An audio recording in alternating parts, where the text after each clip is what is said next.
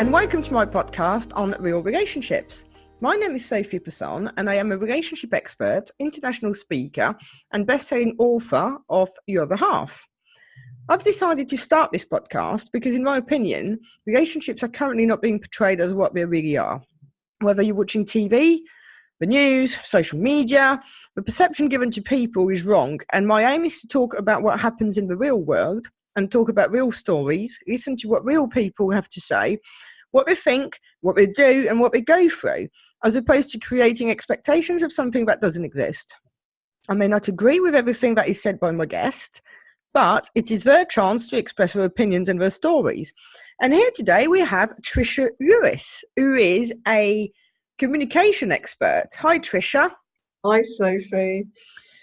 Great to be here. Yes. Yeah, thank you. What we're going to do today is a bit different. But first of all, tell us a bit about yourself.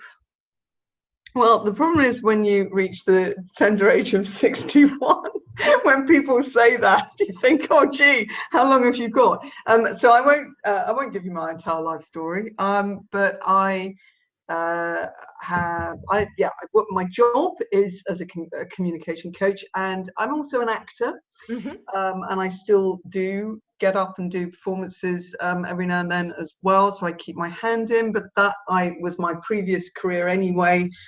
And I was a speaker, and I worked with people with dementia for a while doing reminiscence, and I actually do also deliver funerals.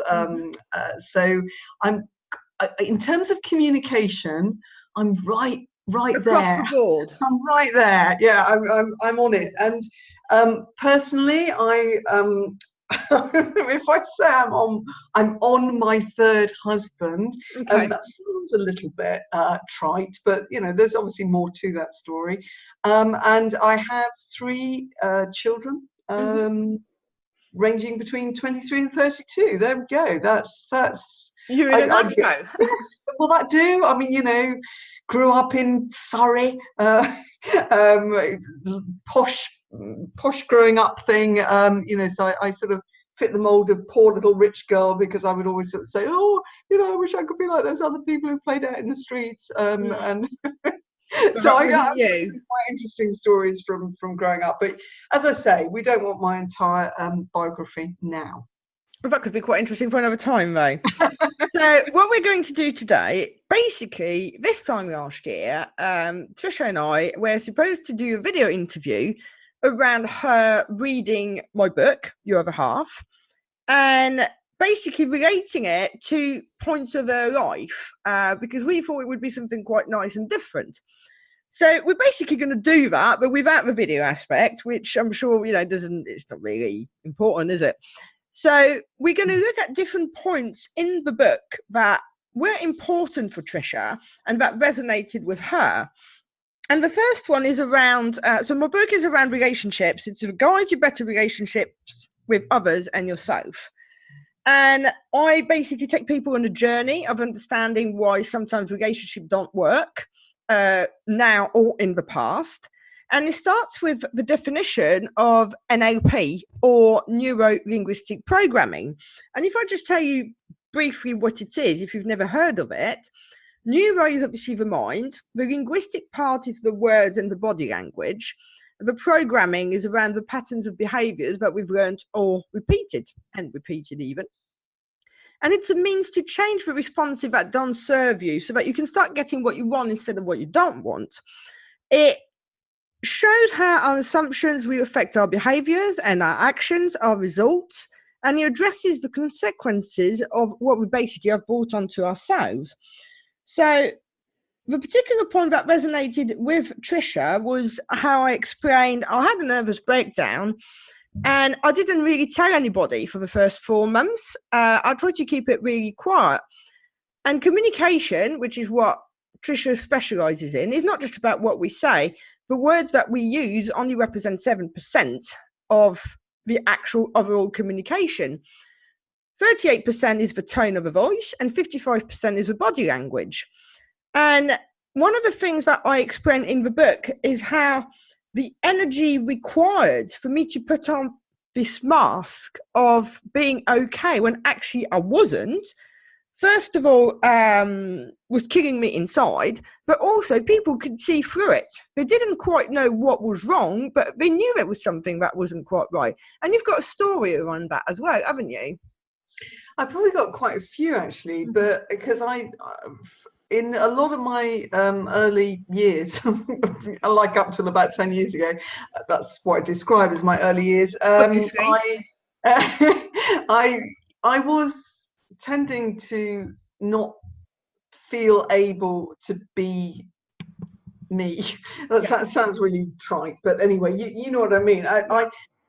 So I've sort of battled with this a long time, and I certainly remember there was a point in my current relationship, which is brilliant, my third husband, where I was still struggling because there was a lot of debris that was still in the way, a lot, and he was doing all the right things, to be honest, but there was one day where I just remember standing up and saying, I'm a complete fraud.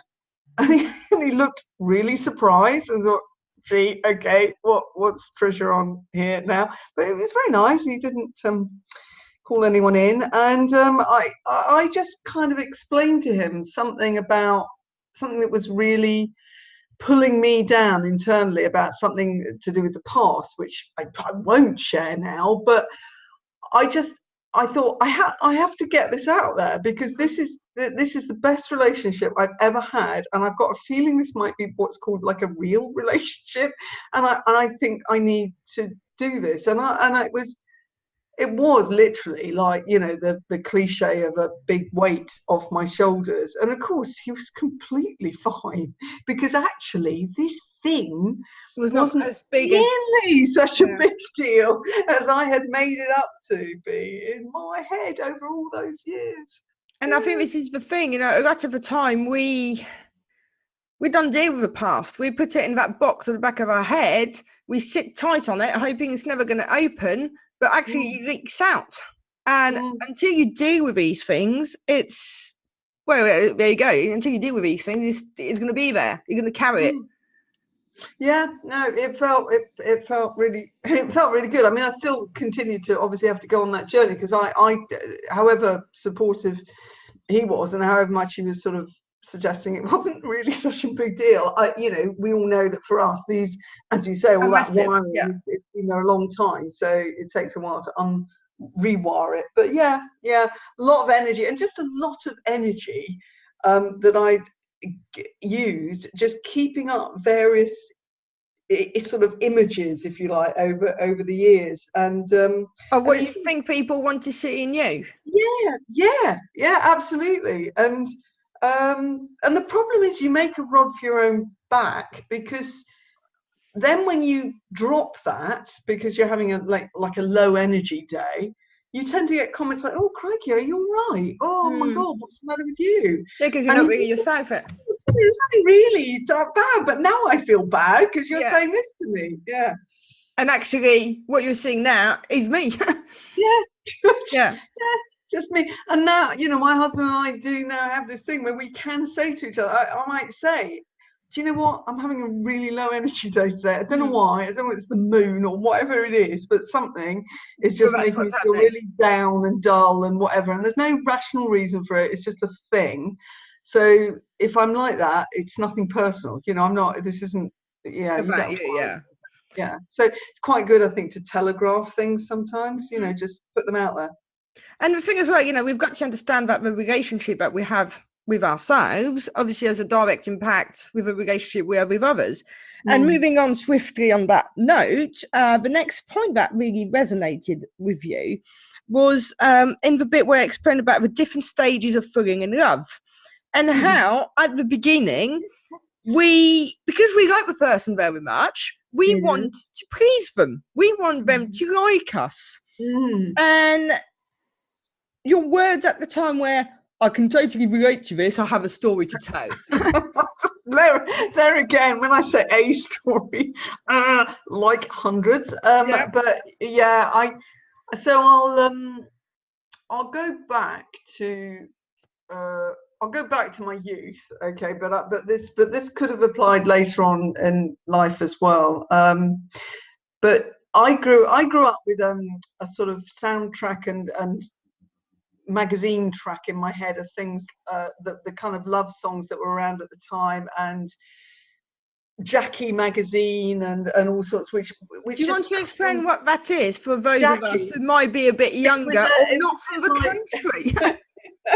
So yeah, it was in the 70s, 60s, whatever, 70s, and it was full of, so it was a magazine that you got as a sort of 12, 13, 14-year-old, I don't know, and it was full of sort of strip story illustrations, you know, of oh, here I am and this boy doesn't like me and I want him to like me, and then something happens and then he's going out with some other girl and then that all goes wrong and then he asks you out and oh, this is so exciting and oh, thank goodness, the general tone was, oh, look, thank goodness he likes me, as opposed to anything that came from the girl being an individual in her own right who, you know, had some control over any of this.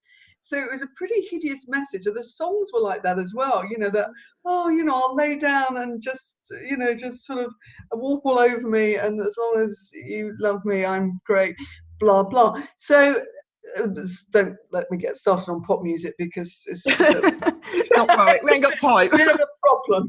Right, so I used to go for walks and I used to fantasize in my head. Don't worry, this isn't going anywhere particularly dodgy, but I used to fantasize. Is it not? That I would have with boys. So I'd fantasize that I'd go down to the local football pitch down the bottom of our road, and that one of the guys playing football would see me on the touchline, and afterwards he'd come over to me and ask me out for a date because I'm so gorgeous, and all this would happen. I would literally run these conversations in my head. So what I'm really saying was I was trying, and then the other thing was that I'd go out and buy specific items of clothing which I thought this boy, whoever it was, would go for, would think were, you know, like, hey, that's cool, and they weren't necessarily me at all, but that's what I did. And so over the years, that's quite interesting, because I think that despite the fact, as you say, it was in the 70s, 80s, I'm pretty sure that if we spoke to a teenager today, you know, it would be the same principle. And they would, especially at that sort of age, even more so, I think that when we get older, but I know older people would do it still. We try to change who we are as if who we are is not good enough for the person. I remember once I had a new man, this was later in life, and I was going through a very odd phase. You won't go into, I partly put it down to menopause, but we won't worry about that. And I had this man, and I remember going out and buying heels, shoes with heels, and I don't really wear heels, Sophie, and they're not really my thing, but I wore these because he was like tall and big, and I thought, oh, this is the look. And then he started buying me clothes, which I think was really weird, because he was then kind of dressing me up like a Barbie doll, and then he gave me a treat where I had like an all over tan thing, and that's not me at all. It's just not me. And I was kind of going along with this because part of my brain was in some very odd place that thought, yeah, I can be like this. This is how I'll be. And it was great. It was almost like coming out of a dream, when about 2 months later, I literally thought, gee, what am I doing? What am I doing? And I got out of it. But I definitely remember going and buying clothes for dates. And I thought about them so carefully. Oh, he's this kind of person. He's that, you know, he'll like this, he'll like that kind of shoes. It's interesting because my first boyfriend, actually, I went completely the other way. I didn't wash my hair that day, and I wore my favourite tracksuit bottoms, and that was that. You know, absolutely no effort whatsoever. Because he was like, right, well, if he likes me, you have to like this. Well, that's healthy. That's really healthy. No, I was well not healthy in terms of all of that. I tell you, no, that sounds like a really good way to be. Yeah, it was more of a rebellious thing, I think, at the time. But anyway, so then we move on. I was going to say my current lovely husband. When I finally met him, and it was again on internet dating, I'd given up on it. I was really like, oh, for crying out loud, this, you know, okay, I'll go for one more date, blah blah blah. Now this bit that I'm about to say links to something about making sort of judgments about people and not being kind of open to possibilities, because I saw his photo online and is a photo of him rock climbing. Yeah. And I thought, rock climbers, not my type. He saw my details and saw that I'd got 3 kids and thought probably, oh, maybe not at this stage of my life. Let's move on. And then we actually met in real life by pure coincidence in a cafe. He saw me. I didn't see him. He got back to his emails and sent me an email saying, guess what? I think I actually saw you in real life this morning. That was how we got together. And so if I had, and when I went for the first date with him, I really didn't particularly bother about, like you just said, about what I was wearing, what I looked like. And hey presto, what happened? We ended up, this was the best relationship ever. So I'd clearly lowered my guard somehow a little bit, and I think we are too quick to judge, regardless. I mean, in another episode, I've interviewed someone who I'd done online dating for a while, and pretty much what you said, the guy, his profile picture was with a motorbike, and she hates bikes, and yet tattoos, and she hates tattoos, and without revealing, the ins and outs of a cat's thingy, they ended up married. So sometimes it really isn't about, what you think, and it is just your perception. And it's one of the things that we're saying there, perception versus projection. You've got to have experienced something to know whether you like it or not. Yes. And in that particular case, I'm sure you've never been rock climbing necessarily. No. And in any case, now it's part of what makes this relationship work, because I've got, as soon as I was in a really, really good, healthy relationship and beginning to make a healthy relationship with myself, importantly, because I was given the space to do that, because I had to learn what it was to love, basically. And without getting too soppy about this, I simply didn't have it as I was growing up. Very well materialistically looked after, but not good on the love bit. I didn't see it as role modeled either by my parents. So I'm not complaining, don't worry. I had a no, I get that. You know what I mean. So, but I didn't really get what love was. I got the lust bit. I got that. Yeah, perfectly healthy on that side. And just so that people understand, there's 3 stages of falling in love, which are 1, lust, 2, attraction, and 3, attachment. So the lust is what we also refer to sometimes as the honeymoon period, where you're like, oh, everything's wonderful. But the attachment is when you actually make the decision, okay, is there a future with this person? Yeah, and the thing is that if you've got, there's the attachment theory, isn't it? If you had a bit of a issue with the attachment thing as you're growing up, which I definitely did, then you don't trust that thing. You don't trust that. So you're being too needy, and you're holding on too much. And in doing that, you're forgetting that the person that you need to build the relationship with is yourself, as well. So as soon as I kind of began to get that, and I put all my energies into also focusing on my business and what I was doing and all the rest of it, the rock climbing thing actually became very much part of what works, because he goes off and does that, usually with a couple of guys. He's quite an introvert sort of a chap, so he doesn't have a big social circle. So this is a sort of thing he does. I love the fact that he loves it, and it's part of him. I'm busily doing what I'm doing. You get back together, and you've got, you're sharing your energy from having done your thing, and it's actually become a really positive part of the whole thing. Also, I mean, I have gone to some quite interesting places with him, and I like nature, so yeah. But I know for me, the absolute massive turnaround was when I realised that he wasn't going to go anywhere. Yeah. That nothing bad was going to happen, that actually when he said he loved me, he actually meant it. It wasn't just because I looked good or something like that. Yeah. Blah, blah. That I've given him all this honesty, that he hasn't run away. And when I kind of got more relaxed with that, and then started focusing on, the energy that I'd got for the things that I did, the acting, the speaking, the business that I built, and realized that he was still there, and he was, I thought, gee, this is it. Now I'm me. We, as you say, it's about being ourselves, but so many times we it's not that we don't do it, but because you meet someone, you want them to like you because you like them. So you're going to be on your best behavior. You know, then what happens is that over time, you're not necessarily true colours. I'm not saying we're changing, you know, that badly, but quirks and bits that maybe you wouldn't want them to see first off are going to start to come out just because they're part of you. Yeah. And sometimes when things don't work out is when people say, oh, they've changed, because they've put on such a front that actually, you know, they're not the same person anymore. You see this when people kind of, I don't know, things like lose a lot of weight, for instance, or something like that. And I remember this with my daughter, actually, and she was in quite a steady relationship, and then she lost quite a lot of weight. She looked great. I mean, she looked lovely, but she looked even lovelier. And, you know, I think that the guy wasn't really up for that change.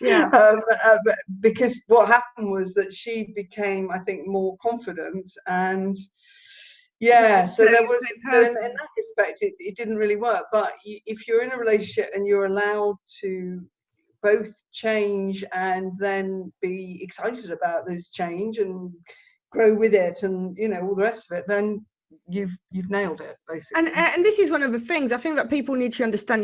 You've got two different types of changes. You've got the one right at the beginning where you're on your first, you know, best behavior. You know, one of the questions often asked, when do you first fart, especially for a woman, which is normally a bit of a turning point because you're literally getting them see not the worst of you, but you know what I mean.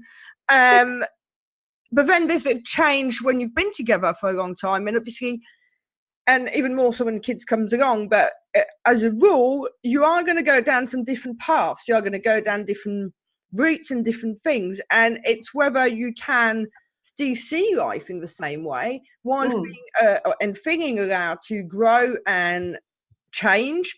But as you say, you've got to change in the same way. And that's what sometimes relationships don't work because we're to the degree they weren't supposed to.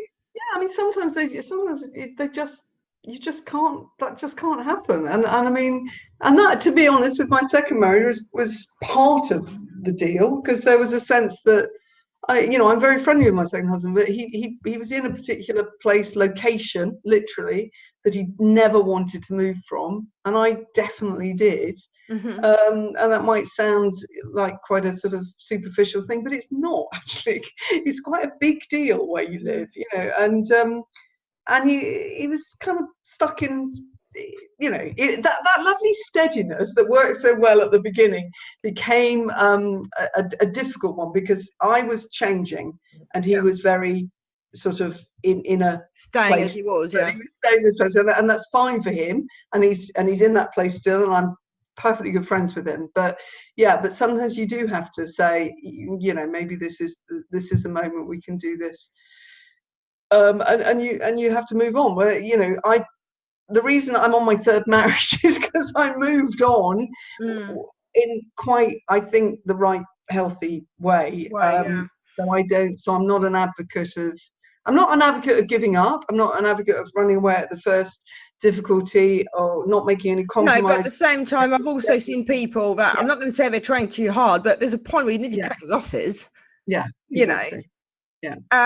And talking about friendship afterwards, I know that personally, I normally stay friends with people, bar one, I've got an injunction against. So that's not so, you know. But as a rule, I normally stay friends with them. Yes. And in fact, I've got two of them that would really qualify as two of my best friends. You know, I speak to them regularly, I see them regularly. And the relationships in a romantic way did not work. But... And probably because we are better as friends. We just are. That's exactly what I used to say about my second husband. I said, to be honest, we would have been better as, you know, friends or brother or sister or something, you know, and that's fine. And also, I made a fairly drastic leap out of what was a, you know, your injunction story. I had kind of, you know, one of those to begin with. So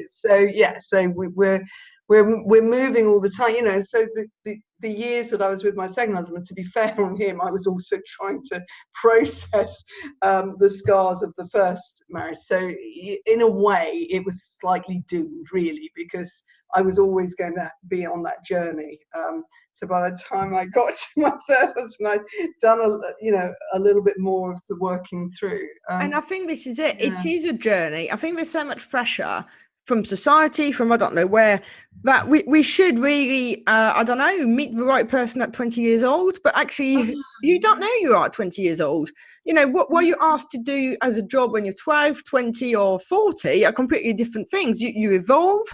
And I think what's also important is to understand that's why some relationships don't work. And the emphasis should not be necessarily on everything working out, but on enjoying the journey and learning the lessons that you need to learn. Yes, we want to be with someone and all the rest of it, but for me, it shouldn't be at any cost. It should be with the right person. Otherwise, it's not worth it.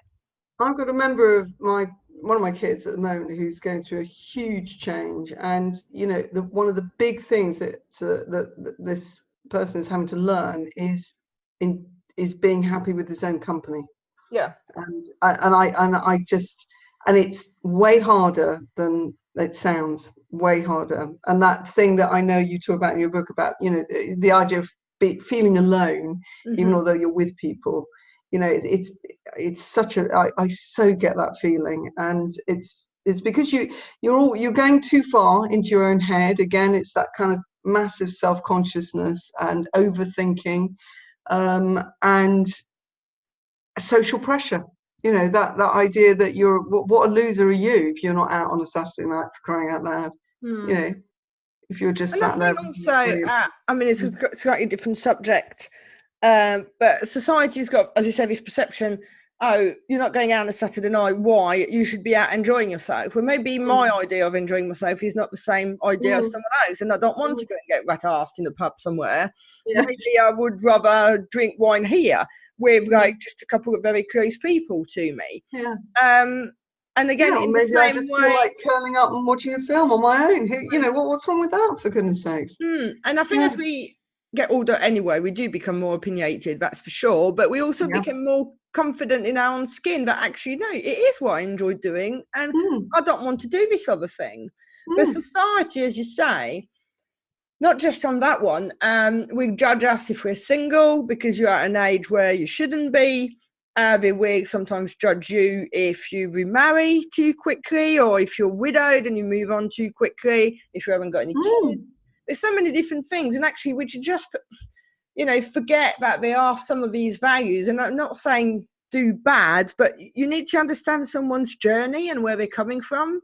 Yeah, absolutely. And well, I as I said, I deliver funerals sometimes, which means I go meet families, and they all have stories, you know, and they're all so different. And yes, you get the people that you were talking about, they met when they were 16 and, you know, they were childhood sweethearts. It does happen. And it happens. And I say to them, I say, what, you know what, that's just amazing. I said, yeah, it would have been quite nice if that had happened, but it didn't. But, you know, you also get people who seem to feel really awkward about saying, well, actually, you know, and they're not really my daughter, they're my stepdaughter, and this is the thing. And fortunately, because I've got the history, and I had stepchildren as well, and all the day, you know, I'm able fairly quickly to allow them to relax, and you can see the look on their faces when they realise that they're allowed, and that it's okay. Not had this perfect rainbow unicorn life, you know, and you think, no, because do you know what, you're not alone here. And we go back to a bit in the book, which is around expectations and assumptions. And the definition for both of them actually is that it's a strong belief that something will happen or be the case without proof. But so many of us carry those because of our, you know, without going into it, upbringing, our value system, what we've gone through, and expectations in relationships are probably a killer. Absolutely. Oh gosh, yeah, definitely. It's got to grow. Yeah, it's got to grow. The worst thing is if it just doesn't grow. If there's no growing going on, I think that's bad news. Yeah. And And after all, one of the hugest, best things is humour. Yes, completely. So, laughing. What advice would you give to someone who maybe would like a relationship, but it's not really happening, or they keep on meeting kind of the wrong ones, or they're just not meeting anybody? I would journey, what would you say to them? I would say take some time out to focus on you. And again, it sounds like a cliche, but it's so true. It is so true. You need to enjoy the relationship with yourself. So you know what, I spent a period of time in Bristol when I was about 20, and my first marriage was in a very weird place, and I kind of left my husband when that, and looking back, I realized about all the things I didn't do in an amazing place like Bristol. I was into acting, for goodness sakes. There was so much going on that I could have joined. And then I would have met people. As it was, I just sort of, the guy in the office that I kind of fancied, and then we had this on-off ridiculous relationship which didn't lead anywhere, and then some other really unhealthy relationship, somebody chatted me up in a nightclub or whatever. What I should have been doing, rather than sort of thinking, I must have a relationship thing, is just going and doing stuff like joining a drama group, or a walking group, or a theatre going group, or a pottery making group, I don't know, whatever, a literary club, reading group. There was so much going on, and I didn't touch it because I got so obsessed with unhealthy emotional cycles. But had I done that sort of thing, I probably would have met somebody really interesting. End of. And I think that the thing as well is, it is a saying, and it is a cliche again, but it is so true. If you're not happy single, you won't be happy taken. And absolutely. At the end of the day, that is the end of it. Someone will be there as a bonus, as someone that completes you, gives you companionship, gives you all these things. But what you're really lacking, what you really want, what you're really missing, you need to find for yourself first. Because someone's not there to complete you in that way. They're there for you to enjoy your life together, help one another, and support, not to give you everything that you need. That never works. Don't listen to those song lyrics. That's all I'm saying. Just don't listen to the song lyrics. The ones that say, "I'd be nothing without you." You're my rock. What would I be without you? Blah blah blah. I mean, and don't get me wrong. You do, especially at times when you split up or whatever, you do feel these things that you can't be anything without that person and all the rest of it. Oh, absolutely. But that doesn't mean that it's true. You still have to be. I remember that definitely. I honestly, even my first marriage, which was really bad, I remember saying, I'll never meet anyone else like him. And I was thinking, why would I want to meet anyone else like him? It didn't work. And this person said to me, Trisha, it's just a time thing. And I didn't believe them, and I honestly thought this was where I was going to be, and I was going to be miserable for the rest of my life. And because you don't believe it when people say that. When you're in the depths of a breakup and an emotional trauma, you don't listen to the rational voices, but you do come out. And it is being having some fun, getting perspective, doing some slightly daft, playful things that aren't to do with catching a guy. Yeah. And finally, do you have any regrets? No. I did do cabaret at one stage, so don't tempt me on that. Do I have any regrets? No. Fortunately, I'm healthy. Hashtag vegan, which I'm doing to try and keep all my energy levels up, because I'm getting on. But for me, because of all the journeys that I've been on, although there've been some massive highlights on the way and some great times and some adventures and some fascinating people and all the rest of it, I feel like I've only really come into my own in a comparatively later life. So I don't have any regrets. I'm just being very focused now about keeping healthy and energized, and not giving in to all the challenges of having a business and all that, because because I feel like this is, you know, where everything's kind of come together. Would I have liked everything to have come together when I was 20? I don't know. Sounds like a nice idea, doesn't it? But is that possible? Is it? Yeah. I mean, as I say, it happens for certain people, but it doesn't happen for all of us. So, no. Right, Tricia, thanks again. It's been lovely talking to you, as always. Yeah. And yeah, I look forward to having you on again at some point. Yeah. Yeah. So if you enjoyed the show, then please subscribe and leave us a review. But more importantly, come back for the next episode. Thank you so much.